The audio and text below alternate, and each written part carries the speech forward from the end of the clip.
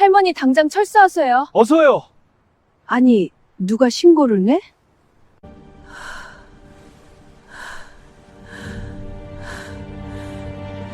안녕하세요. 별별 사연 세상입니다. 매일 새벽 말없이 김밥을 말던 73세 할머니가 있었어요. 비가 오든 눈이 오든 그 새벽은 늘 같은 시간에 시작됐지요. 그러던 어느 날 그 자리로 경찰이 찾아옵니다. 불법 노점 신고가 들어왔습니다. 사람들은 생각했습니다. 누군가 괜히 신고했겠지. 동네 사람이었을까? 단속이었을까? 하지만 진실은 가장 가까운 곳에 있었습니다. 신고한 사람은 함께 살아온 며느리였습니다. 왜 며느리는 남편도 모르게 그런 선택을 했을까요? 정말 시어머니를 미워했던 걸까요? 아니면 말하지 못한 이유가 있었던 걸까요? 이 이야기는 누군가를 지키기 위해 내린 선택이 또 다른 누군가를 얼마나 아프게 할 수 있는지, 그리고 그 선택 뒤에 숨겨진 한 사람의 과거와 상처를 담고 있습니다. 나라면 어떻게 했을까? 마지막 장면까지 함께 해주세요. 감사합니다. 이야기를 시작해 볼게요. 새벽 3시. 세상 모두가 깊은 잠에 빠져 고요함만 가득한 시간. 경기도 어느 낡은 빌라의 2층 창문에는 어김없이 불이 켜집니다. 73살 김복자 시어머니의 하루는 남들보다 3시간 일찍 시작됩니다. 삐걱거리는 관절 마디마디에 파스 냄새가 배어 있지만 시어머니는 익숙하게 주방으로 향합니다. 커다란 솥에서는 이미 구수한 밥 냄새가 피어오르고 있습니다. 오늘 밥이 고슬고슬하니 아주 잘 됐네. 시어머니는 혼잣말을 중얼거리며 갓 지은 밥에 참기름과 소금을 뿌립니다. 고소한 향기가 집안 공기를 가득 채우자 시어머니의 손길이 바빠집니다. 당근을 볶고 시금치를 무치고 계란 지단을 두툼하게 부쳐냅니다. 10년 전 남편을 먼저 보내고 혼자가 된 시어머니에게 이 새벽의 정막은 외로움이 아니라 치열한 삶의 현장이었습니다. 시어머니는 식탁 위에 정갈하게 재료를 펼쳐놓습니다. 그리고는 보물 1호인 낡은 김발을 꺼냅니다. 시어머니의 투박한 손마디에는 자잘한 상처가 가득합니다. 특히 엄지손가락 옆에 길게 남은 칼에 베인 흉터는 젊은 시절 자식들 뒷바라지하며 억척스럽게 살아온 훈장과도 같습니다. 김 위에 밥을 얇게 펴바르고 준비한 재료를 듬뿍 올립니다. 시어머니의 김밥은 요즘 유행하는 화려한 프리미엄 김밥은 아닙니다. 하지만 한 입 베어 물면 집밥 특유의 든든함과 온기가 느껴지는 그런 진짜 김밥입니다. 이거 한 줄에 3,000원. 비싸다고 할 수도 있겠지만 그래도 속을 꽉 채워야 내 마음이 편해. 시어머니는 단 한 줄도 대충 마는 법이 없습니다. 100줄. 매일 아침 시어머니가 정해놓은 할당량입니다. 기초연금 30만 원 남짓한 돈으로는 아들 내외에게 짐이 되지 않고 살아가기에 턱없이 부족했습니다. 무엇보다 시어머니는 일 안 하면 사람이 썩는다는 신념을 가진 분이었습니다. 자식들에게 손 벌리기 싫어 시작한 일이 어느덧 5년째 이어지고 있었습니다. 새벽 5시 30분. 100줄의 김밥이 은박지에 꼼꼼히 쌓여 커다란 스티로폼 박스 2개에 나뉘어 담깁니다.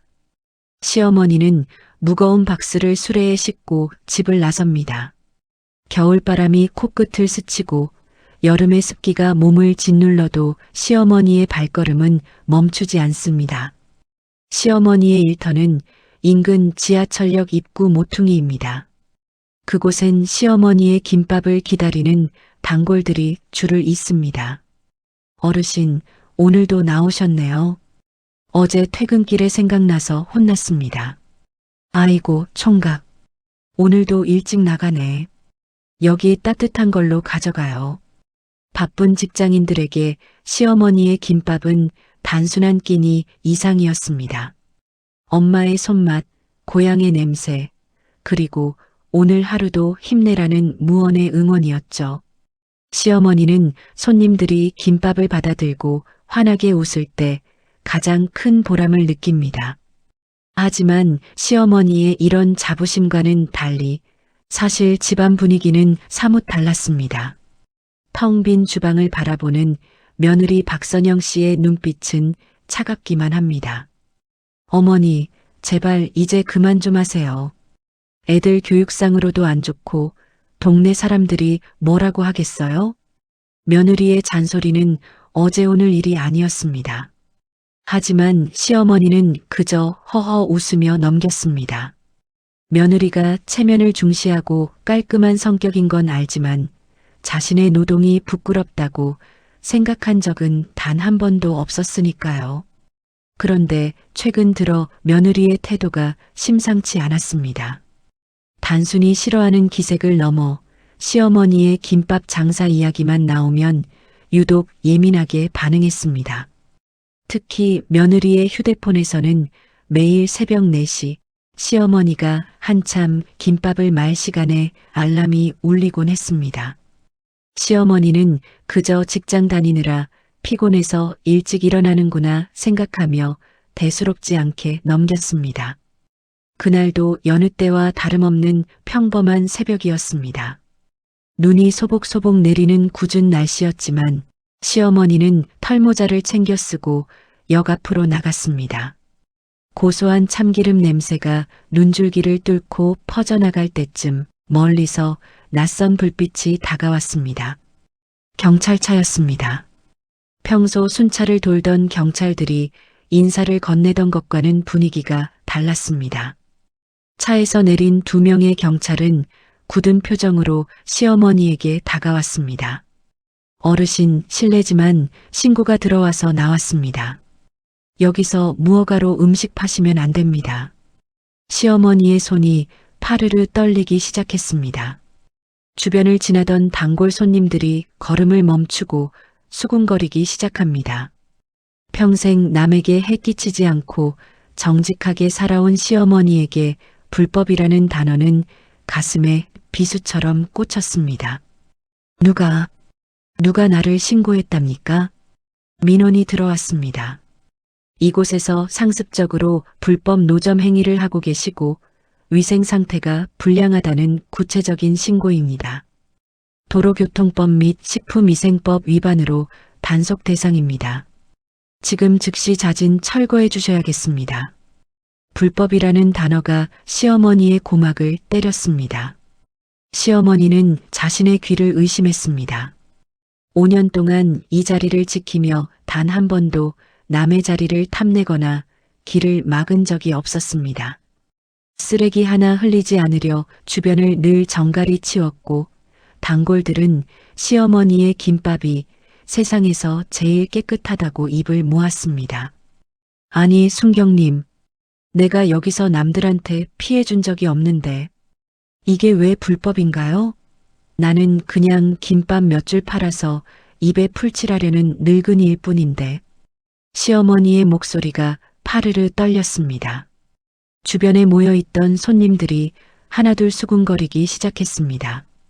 누군가는 안쓰러운 눈빛으로 시어머니를 바라봤지만 또 누군가는 거봐, 길거리 음식은 이래서 안 되라며 차갑게 등을 돌렸습니다.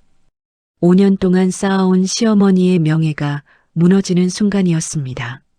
어르신, 저희도 신고가 들어오면 출동할 수밖에 없습니다. 특히 이번 신고는 위치와 시간, 판매 물품까지 아주 상세하게 접수된 건이라 모른 척 해드릴 수가 없어요. 계속 버티시면 과태료가 부과되거나 물품이 압수될 수도 있습니다. 상세한 신고. 그 말이 시어머니의 가슴에 돌덩이처럼 얹혔습니다. 누군가 작정하고 자신을 감시해왔다는 뜻이었습니다.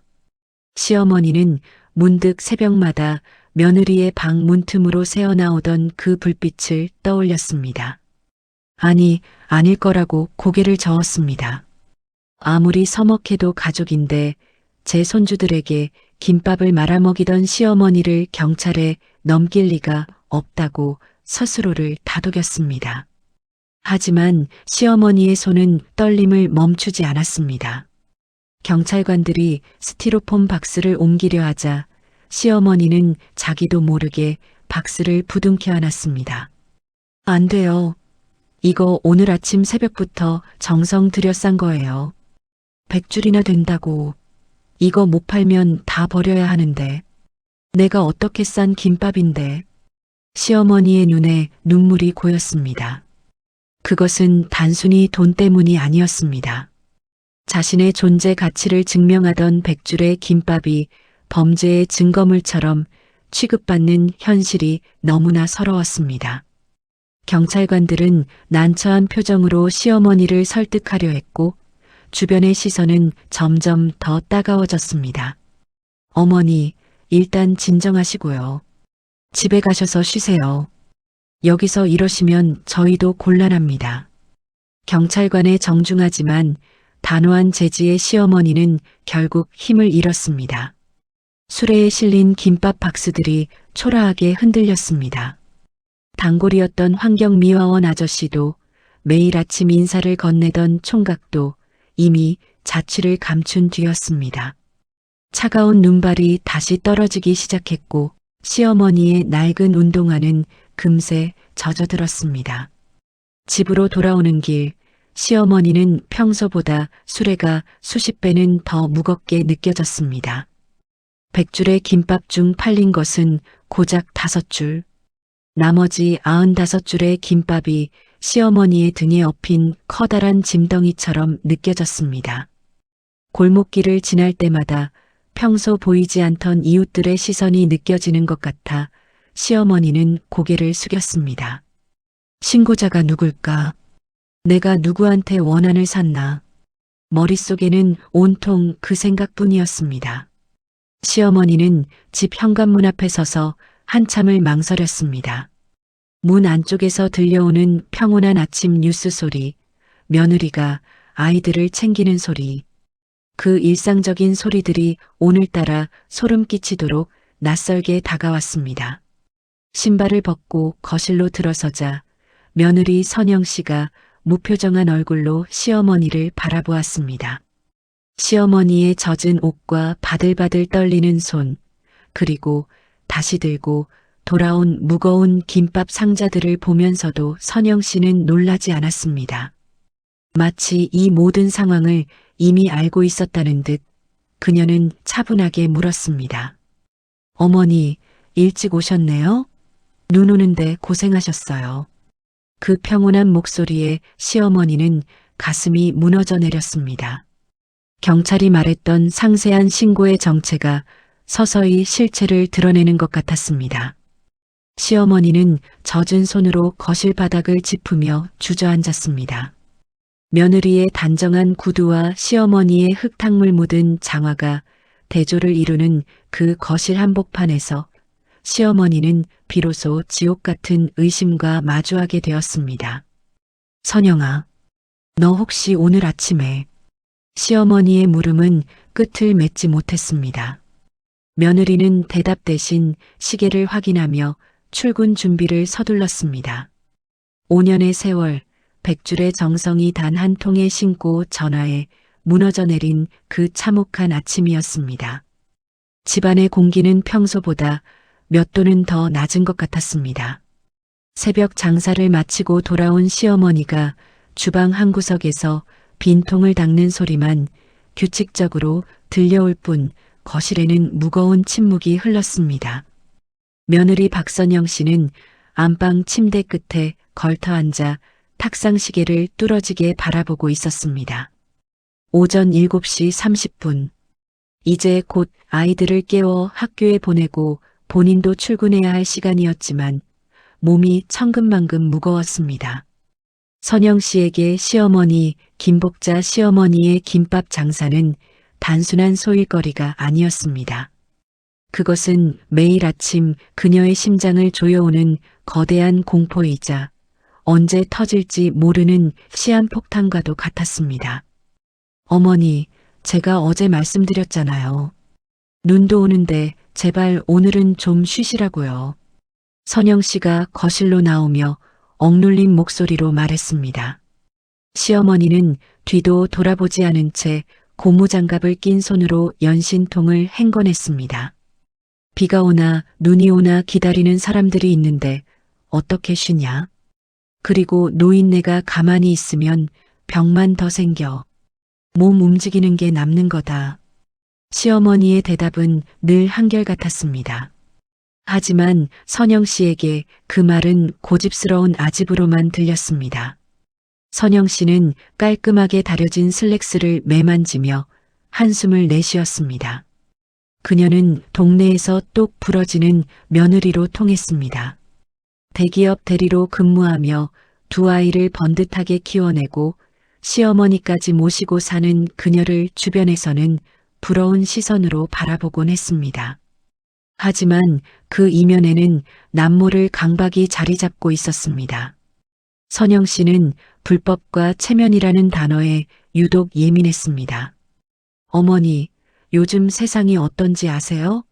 민원 한번 들어가면 경찰 오고 구청에서 나오고 난리도 아니에요. 만약에 시어머니가 길에서 사고라도 당하시면 동네 사람들이 저희를 뭐라고 하겠냐고요. 자식 새끼들이 얼마나 못됐으면 일은 넘은 노모를 길바닥으로 내모냐고 손가락질할 텐데 그건 생각 안 하세요? 선영 씨의 목소리가 점점 높아졌습니다. 방에서 나오던 아들 민수 씨가 당황한 듯 아내의 어깨를 붙잡았습니다. 에이, 선영아. 아침부터 왜 그래? 어머니도 다 생각이 있으셔서 그러는 거지. 당신은 가만히 좀 있어요. 매번 좋은 게 좋은 거라고 넘어가니까 어머님이 저렇게 고집을 피우시는 거 아니에요. 민수 씨, 당신은 어머님이 저 차가운 지하철역 바닥에서 김밥 한 줄 팔겠다고 머리 숙이고 있는 거 보면 아무렇지도 않아? 난 가슴이 떨려서 잠도 안 와. 선영 씨의 눈에 도끼가 서렸습니다. 그녀는 민수 씨의 손을 뿌리치고 주방으로 성큼성큼 걸어갔습니다. 시어머니가 정성스럽게 씻어놓은 김밥통들을 바라보는 선영 씨의 눈빛에는 혐오감마저 서려 있었습니다. 이거 다 치우세요. 내일부터 또 장사 나가시면 저 진짜 가만 안 있을 거예요. 애들이 학교 가서 우리 시어머니 길에서 장사해요라고 말하면 그땐 정말 어떡하실 건데요? 시어머니는 그제야 손을 멈추고 뒤를 돌았습니다. 젖은 앞치마에 손을 닦는 시어머니의 손가락 끝은 불어터져 하얗게 변해 있었습니다. 10년 전 남편을 잃고 자존심 하나로 버텨온 세월이 그 손마디에 고스란히 박혀 있었습니다. 선영아, 내가 내 손으로 밥 벌어먹겠다는데 그게 왜 창피한 일이냐? 내가 남한테 구걸을 하기라니 아니면 도둑질을 하기라니 내 자식들, 내 손주들한테 부끄러운 짓 한 적 없다. 그리고 이 김밥 먹고 힘내서 출근하는 사람들 보면 나는 참 행복하다. 행복이요? 어머니의 그 알량한 행복 때문에 우리 가족 명예가 깎이는 건요? 이건 불법이에요, 어머니. 정식 매장도 아니고 길거리에서 파는 건 다 불법이라고요. 불법이라는 단어가 거실을 날카롭게 파고들었습니다. 시어머니는 입술을 굳게 다물었습니다. 며느리가 말하는 그 법이라는 잣대가 일은 평생 정직하게 살아온 자신의 삶을 부정하는 것 같아 가슴이 미어지는 것 같았습니다. 선영 씨는 분을 사귀지 못한 채 안방으로 들어갔습니다. 그리고 화장대 위에 놓인 자신의 휴대폰을 집어들었습니다. 휴대폰 화면에는 새벽 4시에 설정된 알람이 선명하게 떠 있었습니다. 시어머니가 주방에서 부스럭거리기 시작하는 바로 그 시간, 선영 씨는 매일같이 알람 소리에 맞춰 눈을 뜨고 거실 동태를 살폈습니다. 시어머니가 나가는 소리가 들릴 때마다 그녀의 심장은 쿵쾅거리며 요동쳤고 그 불안은 증오로 변해갔습니다. 차라리 누가 신고라도 해서 못하게 막아줬으면 좋겠다. 선영 씨의 머릿속에 위험한 생각이 스쳐 지나갔습니다. 아니, 그것은 이미 며칠 전부터 그녀의 마음 한구석에서 자라나고 있던 검은 씨앗이었습니다. 시어머니는 며느리가 들어간 닫힌 문을 멍하니 바라보다가 다시 수건을 들어 주방 바닥에 떨어진 물기를 닦아냈습니다. 굽은 등이 평소보다 더 작아 보였습니다. 시어머니는 알고 있었습니다. 며느리의 저 차가운 시선이 단순히 자신을 미워해서가 아니라는 것을, 하지만 그 본심이 무엇인지 알 수 없는 시어머니에게는 그저 며느리의 날선 말들이 얼음 송곳처럼 아프게만 다가왔습니다. 아들 민수 씨는 거실 한복판에서 이쪽 저쪽 눈치만 보며 서 있었습니다. 어머니 화 풀어요. 선영아, 적당히 해라는 영혼 없는 중재안만 내놓을 뿐 그는 한 번도 이 갈등의 근본적인 원인을 마주하려 하지 않았습니다. 민수 씨의 방관은 불난 집에 기름을 붓는 격이었습니다. 며칠 전이었습니다. 시어머니가 새벽에 준비한 재료들의 상태를 하나하나 검열하듯 살피고 위생사고 나면 감옥 간다는 소리를 일부러 아이들 앞에서 크게 떠들었습니다. 시어머니가 손주들에게 주려고 챙겨둔 김밥 꽁지마저 이런 거 먹으면 배탈 난다며 쓰레기통에 버리는 선영 씨의 모습은 이미 선을 넘고 있었습니다. 오늘 새벽이었습니다. 며느리의 휴대폰 속에 저장된 새벽 4시 알람이 매일 아침 차갑게 울리고 있었습니다. 무엇인가를 결단하려는 듯한 선영 씨의 눈빛이 새벽의 어둠 속에서 번뜩였습니다. 시어머니가 5년 동안 지켜온 그 정직한 새벽이 가장 가까운 가족의 손에 의해 무너지기 직전의 상황이었습니다. 며느리 선영 씨는 결심한 듯 휴대폰 연락처를 뒤적이며 어딘가로 전화를 걸었습니다. 그 불편한 시선의 끝은 결국 돌아올 수 없는 강을 건너는 선택으로 향하고 있었습니다. 그 전화 이후 집안은 무거운 정적에 짓눌려 있었습니다. 깨진 유리 파편 위를 걷는 듯한 긴장감이 거실 구석구석을 채웠습니다. 현관문 앞에는 경찰의 제지로 미처 팔지 못한 95줄의 김밥이 든 스티로폼 상자가 초라하게 덩그러니 놓여 있었습니다. 빗물에 젖은 상자에서는 평소라면 구수했을 참기름 냄새가 이제는 비릿하고 서글픈 냄새가 되어 올라왔습니다. 선영을 출근을 했고 회사에 앉아 손가락은 자꾸만 떨렸습니다. 모니터 속 엑셀 숫자들이 오늘 아침 시어머니의 망연자실한 표정으로 겹쳐 보였습니다. 선영은 스스로에게 체면을 걸었습니다. 잘한 거야. 그래야 어머니가 안 나가셔. 그래야 사고가 안 나. 하지만 가슴 한구석은 얼음을 채워 넣은 듯 시렸습니다. 통화 버튼을 누르던 그 떨림이 여전히 손끝에 남아 있었습니다. 동료들이 점심 메뉴로 여갑 김밥 할머니 오늘 안 나오셨더라. 무슨 일 있나? 라고 가볍게 던지는 말에 선영은 입술을 깨물었습니다. 자신이 그 할머니를 쫓아낸 신고자라는 사실이 밝혀질까봐 두려운 게 아니었습니다. 자신이 지키고자 했던 평화가 사실은 가장 잔인한 방식이었다는 것을 스스로 인정하게 될까봐 그게 무서웠던 것입니다. 퇴근 후 현관문을 열었을 때 집안은 죽은 듯 고요했습니다. 평소라면 고소한 된장찌개 냄새나 생선 굽는 냄새가 나야 할 시간이었지만 주방은 차갑게 식어 있었습니다. 할머니는 거실 불도 켜지 않은 채 어두운 방 안에 누워 계셨습니다. 선영은 주방 식탁 위에 덩그러니 놓인 아침에 시어머니가 들고 돌아온 그 김밥 상자들을 보았습니다.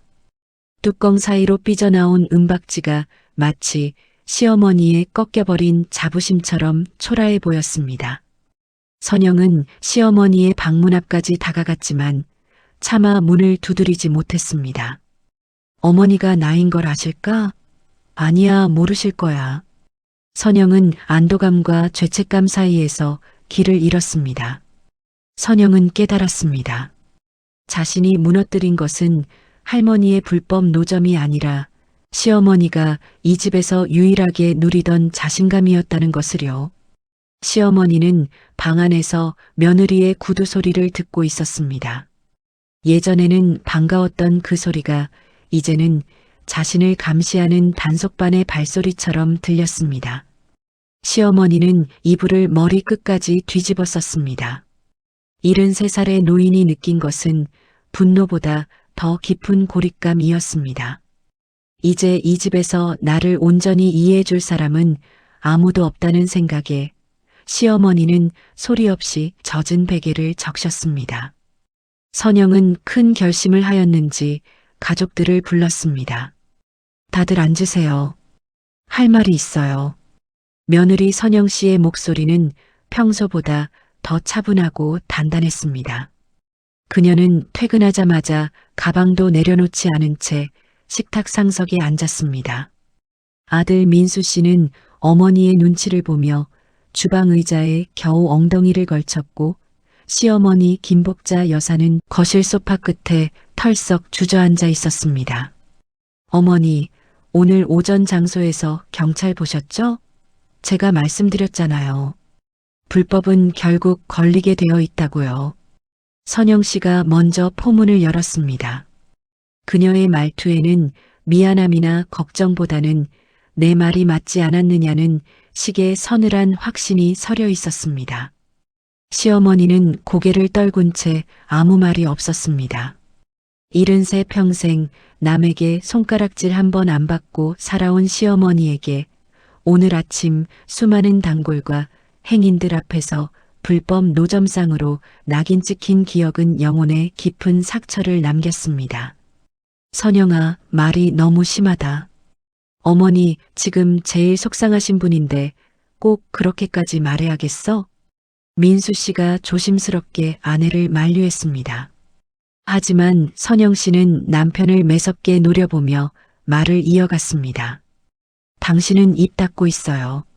지금 이게 단순히 속상하고 말고의 문제예요? 법을 어긴 거라고요. 우리 애들 생각은 안 해요? 초등학교 3학년, 5학년이에요. 이제 알 거 다 아는 나이라고요. 자기 시어머니가 역 앞에서 단속반 피해 다니는 거 애들이 알면 학교 생활 제대로 하겠어요? 누가 도망을 다녔다고 그러냐? 내가 무슨 죄를 지었다고. 참다 못한 시어머니가 고함을 쳤습니다. 시어머니의 목소리는 분노와 슬픔이 뒤섞여 갈라져 있었습니다. 시어머니는 떨리는 손으로 무릎을 탁탁 쳤습니다. 내가 내 힘으로 쌀 사 먹고 너희들 짐 안 되려고 이 새벽부터 밤까지 손마디가 퉁퉁 붓도록 김밥을 말았다. 그게 그렇게 창피하냐? 그게 우리 손주들 얼굴에 먹칠하는 짓이야? 나는 내 자부심으로 살았다. 시장 사람들이, 역 앞 사람들이 내 김밥 최고라고 해줄 때 비로소 내가 살아있다는 걸 느꼈단 말이다. 어머니의 그 자부심이 법보다 위에 있나요? 사고 나면요? 위생 문제 터지면요? 누가 책임지냐고요. 요즘 세상은 어머니가 살던 그 옛날 방식이 아니에요. 정식 허가받고 세금 내고 깨끗한 매장에서 파는 게 상식이라고요. 길바닥에서 먼지 다 뒤집어 쓴 김밥. 그거 먹고 탈라면 우리 집안 풍비박산 나는 거 순식간이에요. 선영 씨의 논리는 빈틈이 없었습니다. 그녀는 철저히 현실과 상식이라는 방패를 들고 시어머니를 몰아세웠습니다. 하지만 그 이면에는 지독할 정도로 비상식적인 배신이 숨어 있었습니다. 시어머니는 문득 경찰관이 했던 말을 떠올렸습니다. 위치와 시간, 판매 물품까지 아주 상세하게 접수된 신고. 그 기억이 떠오르자 시어머니의 눈빛이 흔들렸습니다. 시어머니는 천천히 고개를 들어 며느리의 눈을 똑바로 응시했습니다. 선영 씨의 눈동자가 아주 미세하게 떨렸습니다. 선영아, 너 혹시 알고 있니? 누가 나를 신고했는지. 거실에 정적이 감돌았습니다. 시계 초침 소리가 유난히 크게 들렸습니다. 민수 씨도 아내의 얼굴을 바라보았습니다. 선영 씨는 잠시 입술을 깨물더니 이내 아무렇지도 않은 듯 차갑게 대꾸했습니다. 누군지 제가 어떻게 알아요? 동네 주민이 했겠죠. 아니면 근처 김밥집 주인이 신고했을 수도 있고요. 어머니 때문에 장사 안 된다고 생각했을 테니까요. 아니, 경찰이 그러더구나. 아주 상세한 신고였다고. 내가 몇 시에 나가서 정확히 어느 자리에 서 있는지, 무슨 박스에 김밥을 담아오는지까지 빤히 아는 사람이 신고를 했다더구나. 우리 집 식구 아니면 모를 일들을 말이야. 시어머니의 목소리는 낮았지만 서슬퍼런 기운이 담겨 있었습니다. 민수 씨의 안색이 창백해졌습니다. 선영아, 설마 당신 아니지? 당신이 어머니를 신고한 건 아니지? 민수 씨의 물음에 선영 씨는 대답 대신 거칠게 가방을 식탁에 내려놓았습니다. 그리고는 자리를 박차고 일어나 시어머니 앞으로 다가갔습니다. 그녀의 눈에는 눈물이 고여 있었지만 그것은 슬픔보다는 억울함과 공포에 가까운 감정이었습니다. 네, 제가 했어요. 제가 신고했다고요. 폭탄 같은 발언이 거실을 강타했습니다. 시어머니는 심장이 멎는 듯한 충격에 숨을 들이켰습니다. 민수 씨는 입을 벌린 채 굳어버렸습니다. 미쳤어? 당신 진짜 제정신이야? 어떻게 어머니를 경찰에 넘겨? 당신이 사람이냐? 민수 씨가 처음으로 아내에게 소리를 질렀습니다. 하지만 선영 씨는 지지 않고 더 크게 울부짖었습니다. 내가 오죽하면 그랬겠어. 말로 해도 안 듣고 화를 내도 안 듣고 어머니 고집이 우리 가족 다 죽일 것 같은데 내가 어떻게 이렇게라도 해서 강제로 멈추게 하지 않으면 어머니는 내일도 모레도 그 위험한 길바닥으로 나가실 거잖아. 나는 그 꼴 못 봐. 절대로 못 봐. 선영 씨는 바닥에 주저앉아 오열하기 시작했습니다. 하지만 시어머니의 귀에는 그 오열이 반성으로 들리지 않았습니다. 자신을 위해 신고했다는 그 말이 세상에서 가장 잔인한 변명처럼 들렸습니다. 내가 그렇게 창피했더냐? 내 시어미가 길거리에서 김밥 파는 게 그렇게 죽기보다 싫었더냐? 시어머니의 목소리는 이제 힘이 다 빠져 힘없이 바닥으로 가라앉았습니다. 평생을 자식 위에 헌신하고 늙어서도 짐이 되지 않으려 발버둥 쳤던 노인의 삶이 가장 믿었던 가족에 의해 불법과 수치로 규정당한 순간이었습니다. 어머니, 미안해요. 하지만 이건 어쩔 수 없는 선택이었어요. 불법은 불법이잖아요. 나중에 제 마음 이해하실 날이 올 거예요. 시어머니는 천천히 자리에서 일어났습니다. 젖은 양말이 거실 바닥에 눅눅한 자국을 남겼습니다. 시어머니는 현관에 놓인 김밥 상자로 다가갔습니다. 그리고 그 상자를 하나하나 열어 차갑게 식어버린 김밥들을 바라보았습니다. 이걸 만들려고 내가 새벽 3시에 일어나 쌀을 씻었다. 너희들 아침 밥 냄새 맡으며 기분 좋게 일어나라고 일부러 주방문도 꼭 닫고 말이다.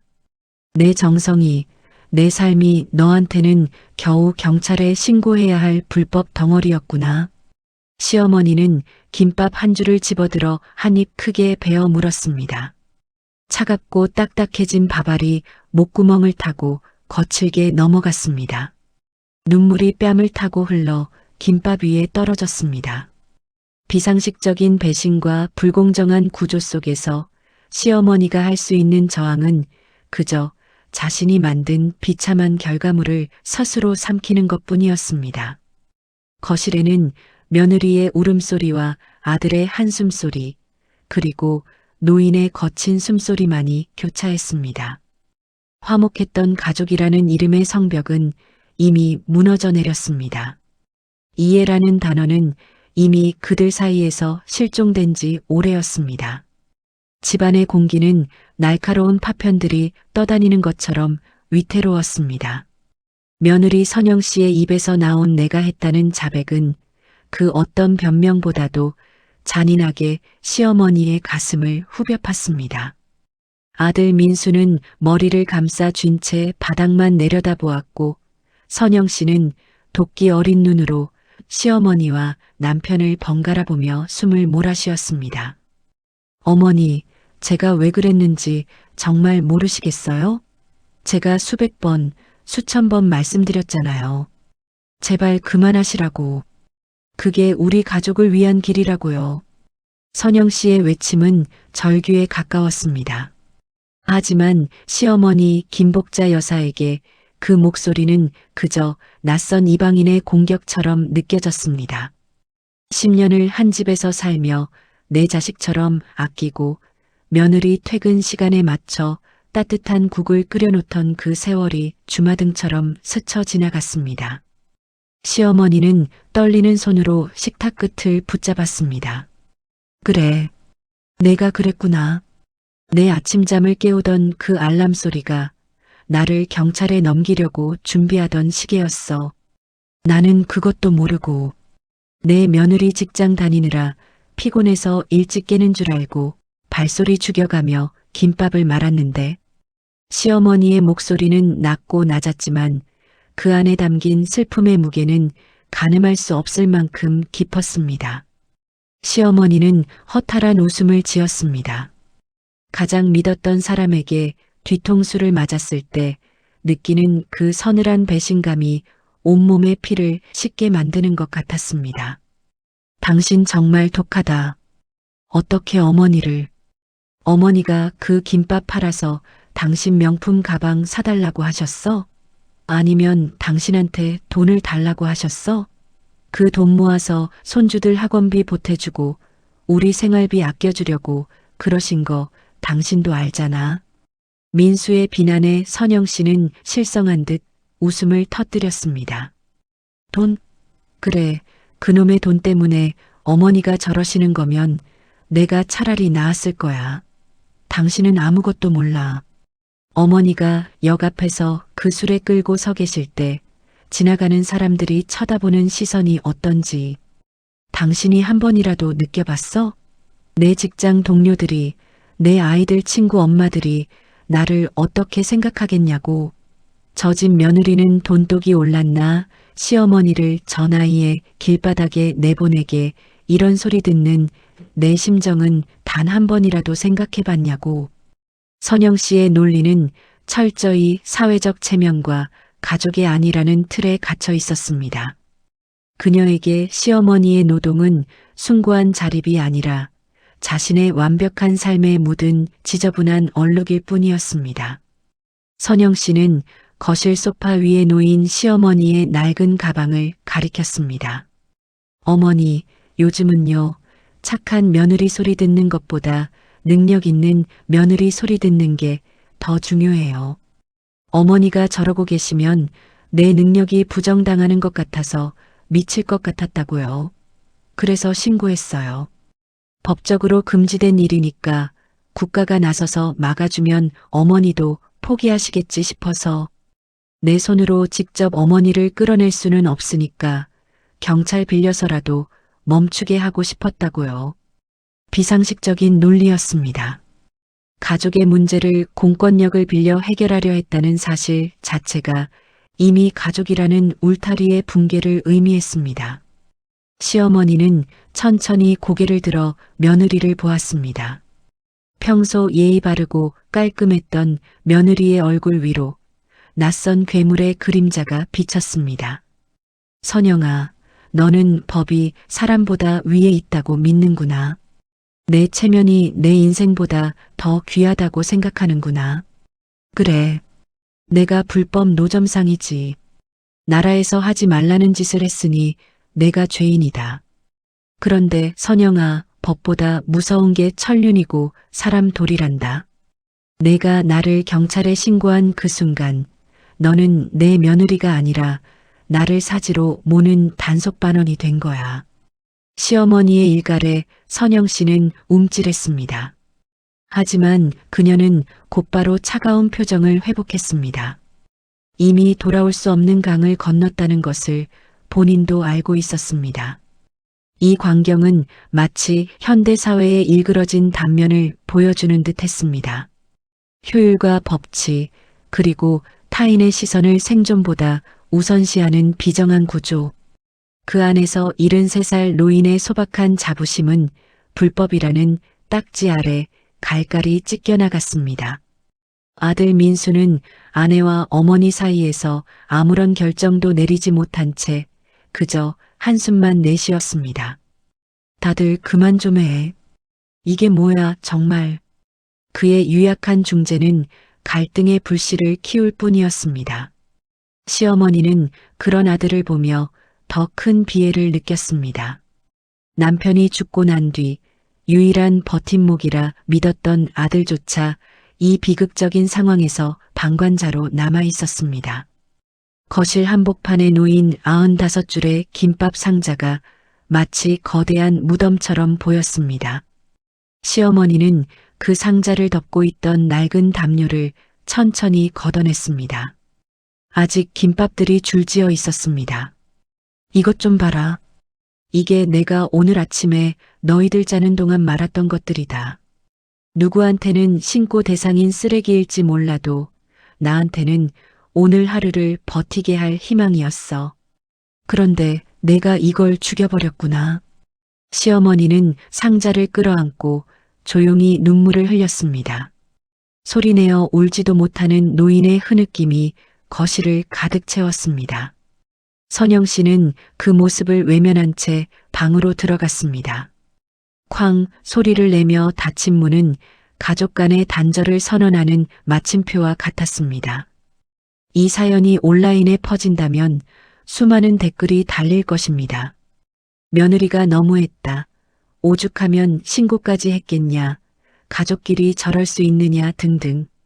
하지만 그 어떤 댓글도 시어머니의 무너진 가슴을 다시 세울 수는 없었습니다.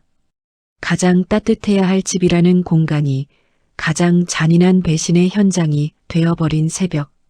시어머니는 이제 다시는 그 고소한 참기름 냄새가 나는 새벽으로 돌아갈 수 없음을 깨달았습니다. 시어머니의 소박한 꿈은 산산조각이 났습니다. 이제 남은 것은 차가운 침묵뿐이었습니다. 시어머니는 결심한 듯 자신의 작은 방으로 들어갔습니다. 그리고 장사에 쓰던 장부를 꺼내 한 장 한 장 찍기 시작했습니다. 5년의 세월이 종이 찢어지는 소리와 함께 사라져갔습니다. 폭풍 같은 소동이 지나간 뒤 선영은 안방 침대에 몸을 웅크리고 누웠습니다.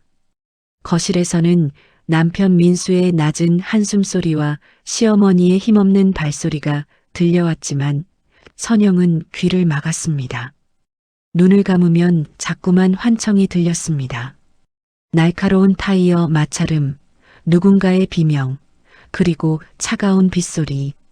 20년 전 그녀의 인생을 송두리째 바꿔놓았던 그날의 소음들이었습니다.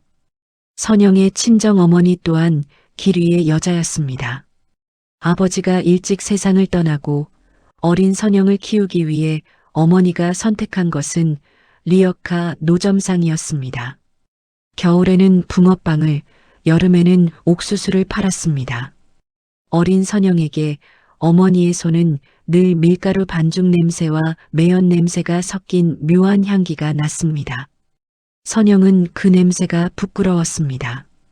친구들이 노점 앞을 지나갈 때면 고개를 푹 숙였고 어머니가 학교 앞에 간식을 가져오기라도 하면 화를 내며 돌려보냈습니다. 엄마, 이런 거 팔지 좀 마. 불법이라며. 창피해 죽겠어. 그때의 선영은 몰랐습니다. 그 불법이라는 딱지가 어머니에게는 생존의 유일한 줄타기였다는 것을요. 사건은 비가 억수같이 쏟아지던 어느 가을 저녁에 터졌습니다.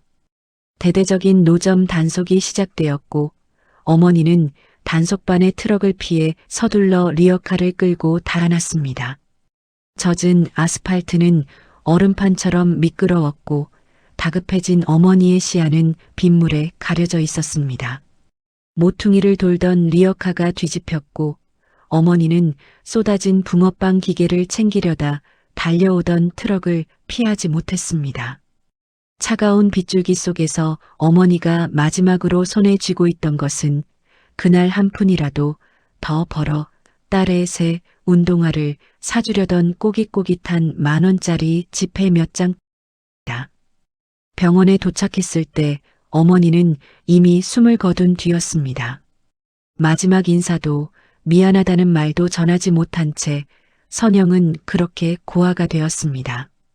그날 이후 선영에게 노점과 불법은 단순한 단어가 아니었습니다. 그것은 곧 죽음이었고 사랑하는 사람을 잃게 만드는 저주였습니다. 그녀가 시어머니의 김밥 장사에 그토록 발작적인 반응을 보였던 것은 시어머니를 미워해서가 아니었습니다. 새벽마다 장사를 나가는 시어머니의 뒷모습에서 20년 전 돌아오지 못한 친정어머니의 환영을 보았기 때문입니다. 또 사고가 나면 어쩌려고, 또 길 위에서 누군가를 잃으면 난 어떡하라고. 선영은 이불을 뒤집어 쓴 채 신음하듯 중얼거렸습니다. 그녀의 휴대폰에 설정된 새벽 4시 알람은 시어머니를 감시하기 위한 도구가 아니라 시어머니가 무사히 장비를 챙겨 나가는지 확인하고 혹시라도 무슨 일이 생길까봐 뜬 눈으로 밤을 지새우기 위한 공포의 신호였습니다. 그녀는 시어머니가 장사를 나가는 시간부터 돌아오는 시간까지 단 한순간도 마음을 놓지 못했습니다. 선영은 알고 있었습니다.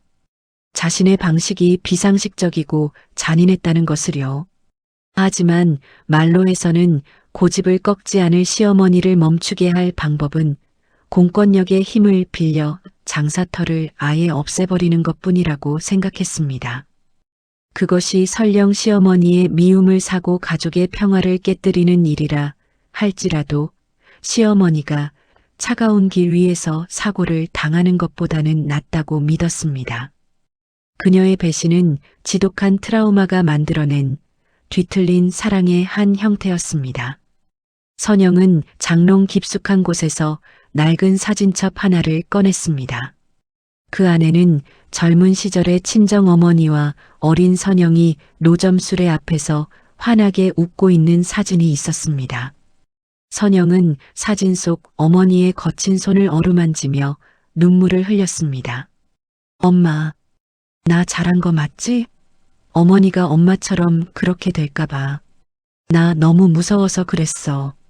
하지만 선영은 이 진실을 시어머니에게 말할 용기가 없었습니다. 자신의 상처를 드러내는 순간 억눌러왔던 과거의 고통이 자신을 집어삼킬 것만 같았기 때문입니다. 그녀는 차라리 냉정하고 비정한 며느리로 남기를 택했습니다. 시어머니가 자신을 원망하며 집에 머물게 된다면 그것으로 충분하다고 생각했습니다.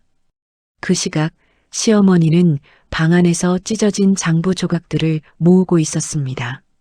시어머니는 며느리의 방 안에서 새어나오는 울음소리를 들었습니다. 평소에 고집스러운 울음이 아닌 아이처럼 서럽게 터져나오는 그 소리에 시어머니의 손이 멈췄습니다. 일은 넘은 노인의 직감은 며느리의 서늘한 눈빛 뒤에 숨겨진 깊은 어둠을 감지했습니다. 저 아이의 가슴에도 내가 모르는 시퍼런 멍이 들어 있었구나. 시어머니는 비로소 며느리가 그토록 사고와 위험을 입에 올리며 몸서리쳤던 이유를 어렴풋이 짐작하기 시작했습니다. 하지만 한번 엎질러진 물은 주워 담을 수 없었고 신고자라는 낙인은 이미 선영의 이마에 선명하게 새겨졌습니다. 가족이라는 이름으로 묶여 있지만 서로의 상처를 들여다보지 못한 채 각자의 고통 속에서 허덕이는 두 여자의 밤은 그렇게 길어지고 있었습니다. 시어머니의 손에 남은 흉터가 시어머니의 인생 훈장이었다면 며느리 선영의 마음속에 남은 흉터는 누구에게도 보여주지 못한 채 골마 터진 상처였습니다. 며느리가 아이들에게 시어머니의 장사 장면을 보이지 않으려 했던 것도 체면 때문만이 아니었습니다.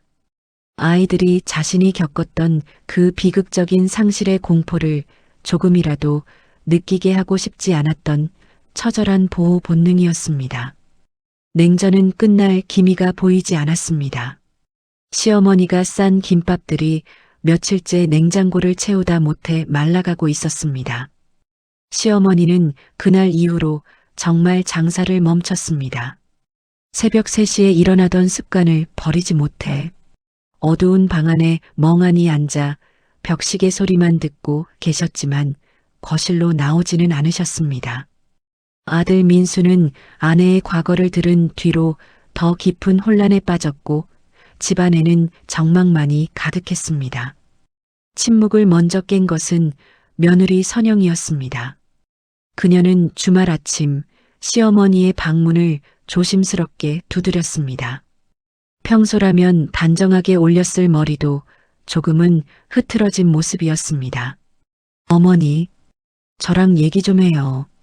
시어머니는 대답 없이 문을 열어주었습니다. 방 안에는 시어머니가 평생 모아온 낡은 살림살이들과 장사를 접으며 정리한 빈 보온통들이 켜켜이 쌓여 있었습니다. 선영은 그 보온통들을 차마 똑바로 쳐다보지 못한 채 방바닥에 무릎을 굽히고 앉았습니다. 어머니, 제가 왜 신고까지 했는지, 제가 어떤 마음이었는지 다 말씀드리려고요. 저를 용서해달라는 말은 아니에요. 그냥 제가 왜 이렇게 미친 사람처럼 굴었는지 한 번만 들어주세요. 선영은 떨리는 목소리로 자신의 친정어머니 이야기를 꺼냈습니다. 20년 전 빗길 속의 사고, 단속반을 피해 달아나던 그 처절한 뒷모습, 그리고 병원 영안실에서 마주했던 어머니의 차가운 손. 이야기를 이어가는 선영의 어깨가 작게 들썩였습니다. 시어머니는 묵묵히 그 이야기를 들으며 창밖을 바라보셨습니다. 어머니가 새벽마다 나가는 소리가 들리면 저는 자꾸만 그때 그 사고 소리가 들리는 것 같았어요. 사고 나면 어쩌나 단속반한테 쫓기다가 어머니도 우리 엄마처럼 길바닥에서 잘못되면 어쩌나 그 공포가 저를 잡아먹었어요. 어머니를 신고하면, 그러면 어머니가 미련 없이 장사를 그만두실 줄 알았어요. 법이 무서워서라도 집안에만 계실 줄 알았다고요. 선영은 바닥에 고개를 떨군 채 흐느꼈습니다. 그녀의 신고는 시어머니를 향한 공격이 아니라 자신을 옥죄던 과거의 트라우마로부터 도망치기 위한 처절한 몸부림이었습니다. 시어머니의 김밥 장사가 이어질수록 선영의 마음속에서는 20년 전의 비극이 매일 아침 재방송되고 있었던 것입니다. 시어머니는 천천히 고개를 돌려 며느리를 보았습니다. 그토록 냉정하고 차갑게만 느껴졌던 며느리의 얼굴 위로 겁에 질린 어린 소녀의 얼굴이 겹쳐 보였습니다. 시어머니는 주름진 손을 뻗어 선영의 떨리는 손등을 지그시 덮었습니다. 선영아, 내 가슴에 그런 큰 못이 박혀 있는 줄도 모르고 나는 내가 번 돈으로 생색낼 궁리만 했구나. 내가 나를 신고했다는 말을 들었을 때는 정말 피가 거꾸로 솟는 줄 알았다. 내 새끼가 나를 경찰에 팔아넘겼구나 싶어서.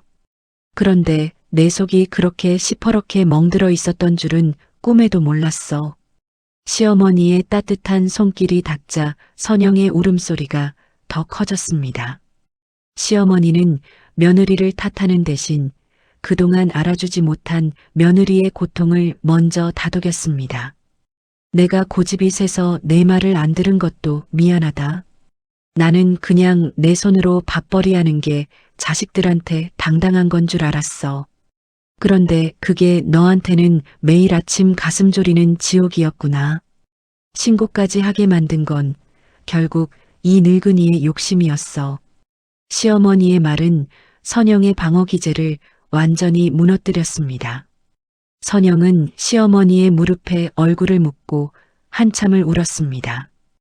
비상식적인 배신이라 믿었던 사건의 이면에는 서로를 지키고 싶어 했으나 표현하는 방법을 몰랐던 두 여자의 엇갈린 진심이 있었습니다. 하지만 화해했다고 해서 모든 것이 해결된 것은 아니었습니다. 시어머니의 긍지였던 김밥 노점은 이미 사라졌고 경찰서에 기록된 신고 사실도 지워지지 않았습니다.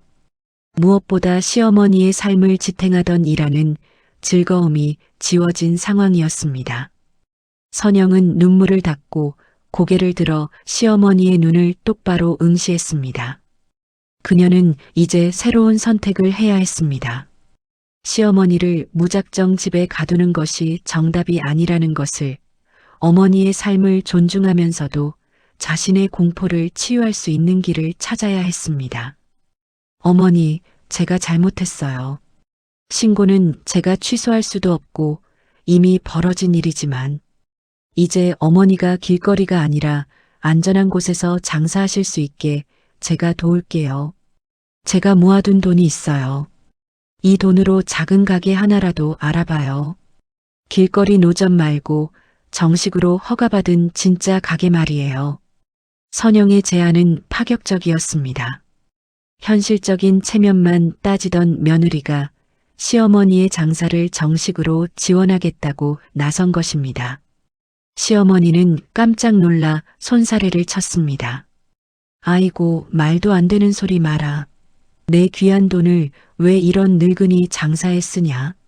나는 그냥 집에서 손주들이나 봐도 된다. 아니요, 어머니. 어머니 말씀대로 어머니는 일하셔야 행복하신 분이잖아요. 제가 그 행복을 뺏을 자격은 없어요. 다만 제가 안심할 수 있는 곳에서 하세요. 제가 퇴근길에 들러서 매출도 봐드리고 주말엔 같이 김밥도 말 수 있는 그런 곳에서요. 선영의 눈빛은 이전의 차가운 검열관의 눈빛이 아니었습니다. 그것은 어머니의 꿈을 지지하고 싶은 딸의 눈빛이었습니다. 시어머니는 그 눈빛 속에서 20년 전 잃어버린 친정어머니를 향한 며느리의 속죄를 보았습니다. 이 선택은 단순히 가게를 차려주는 의미를 넘어섰습니다. 며느리 선영은 자신의 트라우마를 회피하는 대신 시어머니의 손을 잡고 그 공포의 현장으로 함께 걸어 들어가기로 한 것입니다. 길거리 노점이라는 불안한 형태를 버리고 가족 모두가 당당할 수 있는 새로운 시작을 약속하는 순간이었습니다. 두 여자는 방 안에서 서로의 손을 꼭 잡고 한참을 앉아 있었습니다. 거실에서 이 모든 대화를 듣고 있던 민수도 그제야 참았던 숨을 내뱉으며 눈물을 훔쳤습니다. 비상식적인 신고로 시작된 이 비극은 서로의 상처를 정면으로 마주하는 선택을 통해 비로소 치유의 길로 들어서고 있었습니다. 새벽 3시, 여전히 세상은 푸르스름한 어둠에 잠겨 있습니다. 습관처럼 눈을 뜬 김복자 시어머니는 삐걱거리는 몸을 일으켜 주방으로 향했습니다. 하지만 예전처럼 커다란 솥에 쌀을 안 치거나 산더미 같은 당근을 채 썰지는 않습니다. 시어머니가 가장 먼저 한 일은 주방 창문을 열어 새벽 공기를 들이마시는 것이었습니다. 시어머니의 노점 수레가 사라진 여간 모퉁이는 이제 다른 풍경으로 채워졌습니다. 그 자리를 지키던 73세 시어머니의 정성 어린 김밥은 더 이상 볼 수 없게 되었습니다. 누군가는 그 맛을 그리워했고 누군가는 그저 그런 노점이 하나 사라졌을 뿐이라며 무심히 지나쳤습니다. 시어머니의 장사는 멈췄지만 집안의 공기는 이전과는 확연히 달라졌습니다. 어느 날 아침 며느리 선영 씨가 일찍 일어나 주방으로 나왔습니다. 시어머니는 조용히 김밥을 말고 있었습니다. 100줄이 아닌 딱 5줄. 우리 가족이 아침으로 먹을 양이었습니다. 선영 씨는 시어머니 곁으로 다가가 조용히 앞치마를 둘렀습니다. 어머니, 오늘 김밥은 제가 썰게요. 어머니 손목 아프시잖아요. 선영 씨의 손길은 서툴렀지만 정성스러웠습니다. 시어머니는 그런 며느리의 옆모습을 물끄러미 바라보았습니다. 며느리의 얼굴에서 더 이상 예전의 그날 선 불안함이나 도끼를 찾아볼 수 없었습니다. 대신 오랫동안 묵혀두었던 마음의 짐을 내려놓은 사람 특유의 편안함이 깃들어 있었습니다. 시어머니는 며느리가 썰어놓은 김밥 한 점을 집어 그녀의 입에 넣어 주었습니다. 자, 맛 좀 봐라. 이건 팔려고 만든 게 아니라 우리 집에서 먹으려고 만든 거니까 간이 좀 다를 게다. 선영 씨는 김밥을 씹으며 눈시울이 붉어졌습니다. 20년 전 친정 어머니가 팔다 남은 붕어빵을 건네주던 그 따뜻한 온기가 이제야 시어머니의 김밥을 통해 전해지는 것 같았습니다. 비상식적인 신고로 서로에게 씻을 수 없는 상처를 주었지만 역설적이게도 그 사건은 두 사람이 서로의 심연을 들여다보는 계기가 되었습니다. 사실 선영 씨가 제안했던 작은 가게는 아직 준비 중입니다. 시어머니는 당분간 쉬고 싶다며 고집을 피우셨지만 선영 씨는 주말마다 시어머니를 모시고 예쁜 간판이 달린 작은 상가들을 보러 다닙니다. 이제 두 사람에게 김밥은 불법이나 수치가 아닌 서로의 상처를 보듬는 매개체가 되었습니다. 시어머니는 이제 더 이상 새벽 4시에 집을 나서지 않습니다.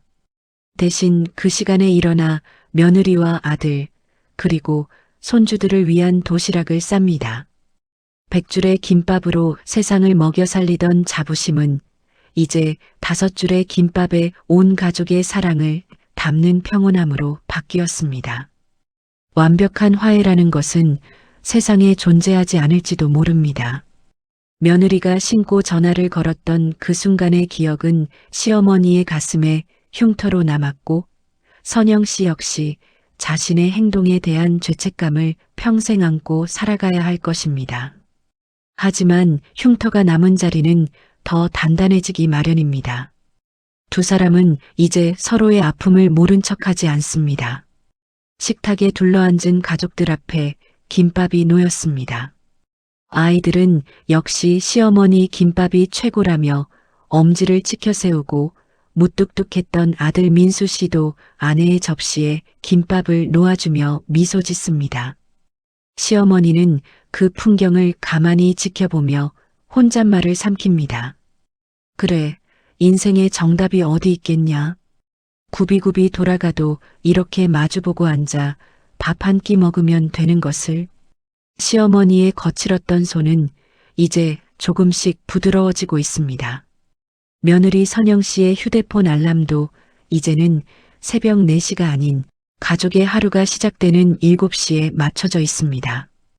비상식적인 배신으로 시작된 이 이야기는 그렇게 서로의 상처를 인정하고 받아들이는 지극히 상식적인 이해로 끝을 맺습니다.